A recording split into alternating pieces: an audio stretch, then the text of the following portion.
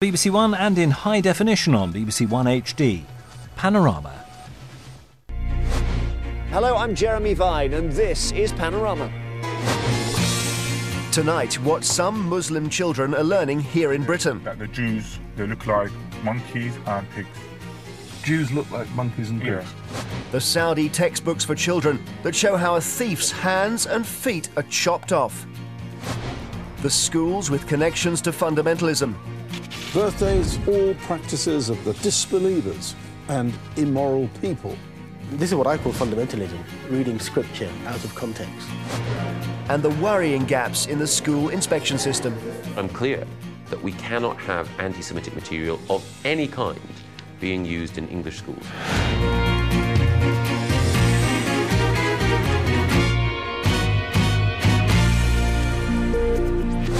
95% of all Muslim children attend non-faith state schools. However, a small but rapidly growing number are now being educated in either private or new state Muslim schools. But how much do we actually know about these schools? Do they help British Muslims integrate into mainstream life, or do some of them actually encourage segregation? John Ware has been investigating.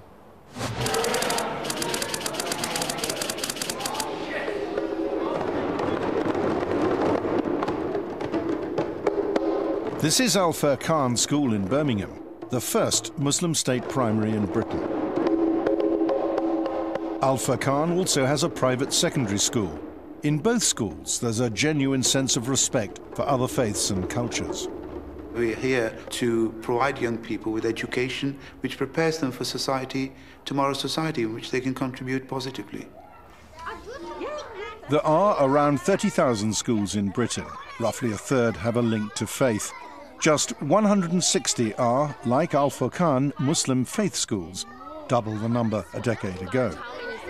Do you detect a greater demand for Muslim faith schools from parents? Yes, I would say so, definitely. I have seen the demand grow over the years since I've been involved within the education system here. Research by Bristol University shows that of all faiths, Muslim children are the most segregated in Britain. Al Furqan, though, strives to connect to the mainstream. Within our own school, we have loads of different people from different backgrounds, and we go to places of worship, other places of worship. And in Birmingham, you have neighbours that are probably Asian, Christians, Jewish, different, so we all connect. We have an open door policy which will encourage other people to see how we work and hope they can replicate this model. Pretty well all schools say they promote integration, but not all faith schools are as willing as Al Furqan to open their doors.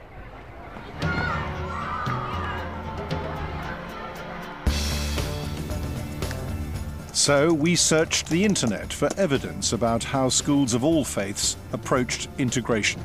Some ultra-Orthodox Jewish schools seemed locked into their own world. A publication on the site of one evangelical Christian school condemned the entire religion of Islam. But it was the anti-Western tone of some Muslim school websites that was particularly striking. I think it's very difficult for politicians to actually be absolutely frank about this. There's some very good Muslim schools, but there's some Muslim schools that give me great cause for concern. That is often around the ethos of the school, the focus of the school, and a kind of ideology that is concerning.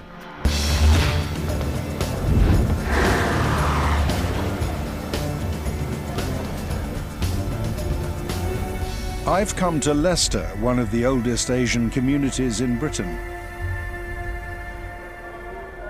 This is the magnificent Jama Mosque.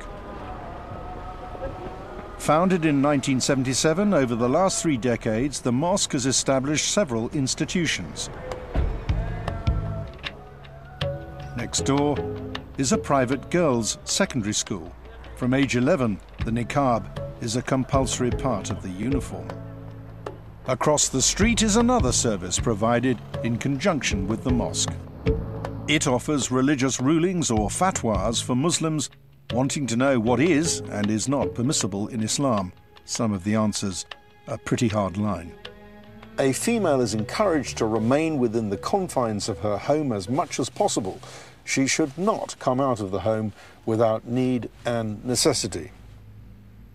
The Fatwa Service has decreed whether Muslim lawyers should help fellow Muslims seeking asylum in Britain from death by stoning. To assist and aid such people will be unacceptable, impermissible, and highly sinful. The Fatwa Service also warns Muslims to avoid what's held to be one of the West's major corrupting influences, music. It says music is a direct ploy of the non-Muslims intended to undermine Islam. It also makes multiple references to non-Muslims, what they call the kuffar. The term kuffar is a Quranic term for non-believers, but especially for the enemies of Islam, those who are actually persecuting and torturing the early believers. It's a derogatory term in the context that's used here. Well, it's used out of context now, and this is what I call fundamentalism, reading scripture out of context. When the school inspector at Ofsted visited the girls' school, their report made no mention of the offensive language on the online fatwa service, even though both appeared to be part of the same organisation, the mosque. Ofsted said, "The school teaches girls to appreciate diversity and learn to value others' ideas and traditions." But did the inspector even know about the fatwa site? There's no clue in the Ofsted inspection report, and Ofsted say they don't comment on individual reports. One former inspector believes it's just these sort of contradictions that need to be investigated. Once you get into the practice of school inspection, the starting point for investigating something is often two statements or two pieces of evidence that don't quite gel with each other. And two things not quite fitting are the starting point for you, I'd say, earning your pay as an inspector. So we asked the imam of the mosque about the relationship between the school and the fatwa service. We got a reply to say that the school was independent of the fatwa service, which had no bearing on their principles and ethos. So we asked the school if the fatwa service was recommended reading for the girls. They wouldn't tell us if it was. What they did say was that the school did not, in fact, come under the supervision of the imam of the mosque. And when we checked the mosque website, the link that said they did had disappeared. Do you think the school inspection system is geared up to spotting separatist ideologies? Well, no, it's not geared up to do things like that, partly because people haven't been thinking quickly enough, but mostly because it was never set up to do that. Well, there are different types of Christians. We found many examples of Muslim school websites having proclaimed their opposition to Western cultures and values. We need to defend our children from the forces of evil. Our children are exposed to a culture that is in opposition to almost everything Islam stands for. The curriculum must be kept within the bounds of Sharia.